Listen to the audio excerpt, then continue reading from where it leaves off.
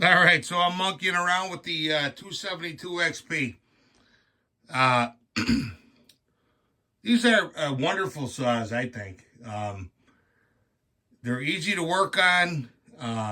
The parts are relatively, uh, I wouldn't say inexpensive, but they're reasonable cost. And the saws cut pretty good, give good service life. And especially with these 272s, they oil like the Exxon Valdez. I've never had one of these with any problem with oiling a bar 20 inch, 24 inch, 28-inch bar. Not at all. Uh, on this particular version, the cylinder is pretty much stock. There's a little bit of flow porting. I blacked off the decomp. I have a West Coast filter, as you can see. I have an OEM carb. I have the block. I have a few new OEM parts, lines. Uh,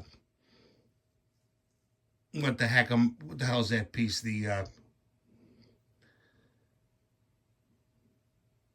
I'm trying to think of it here.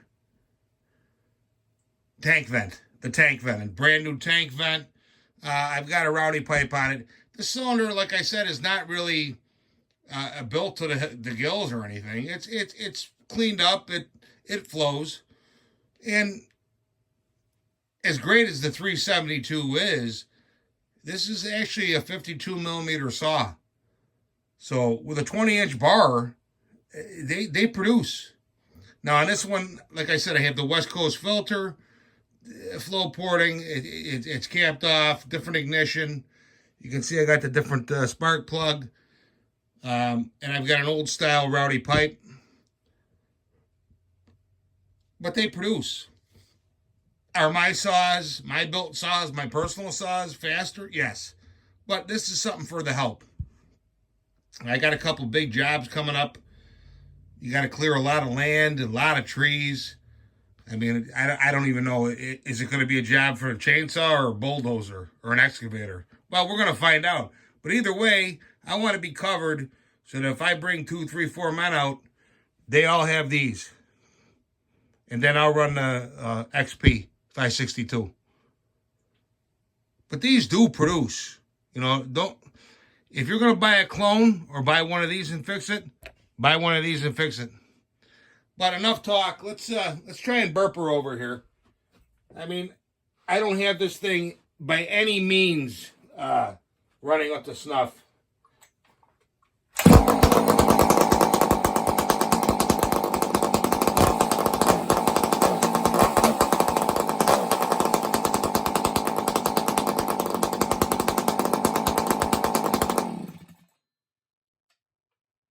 It sounds pretty lean. But I got the pipe on, the carb. We're just taking baby steps. These are viable saws, no doubt. But getting into another topic that I was talking about the other day, about the VET, the variable exhaust timing. So, I have a spare cylinder here. I believe this is an 064. Yeah, 064 cylinder. Okay, so here's your intake, transfer ports, and finally your exhaust port. Now, I don't know if I could shine this in the right light here, but in my opinion, with this variable exhaust, you're going to want to get that guillotine. I don't know if you can see where the tip of my finger is, but you're going to want to get that guillotine as close to the position of the tip of my finger as you can for maximum. And it's going to have to be a radius part. It's going to have to be a radius. It's got to match this. Okay? Now, how do we do this? Well, you can see the port is cast in, okay? And you see this fin here. You could probably pop off a couple of fins, okay, to get you some clearance. Now, it's going to bring up some issues with heat because you're losing surface area, but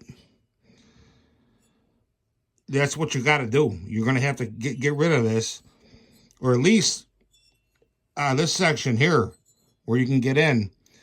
Then up here, you got a hole, you got a rod, and you got a servo motor mounted, which will take that guillotine and it can move it up and down. In other words, this is removed. Okay, servo motor here with an arm. I'm exaggerating, and that will control that. And that would be something that wouldn't be that hard to rig up, and most likely would work. Probably work better than you think it would.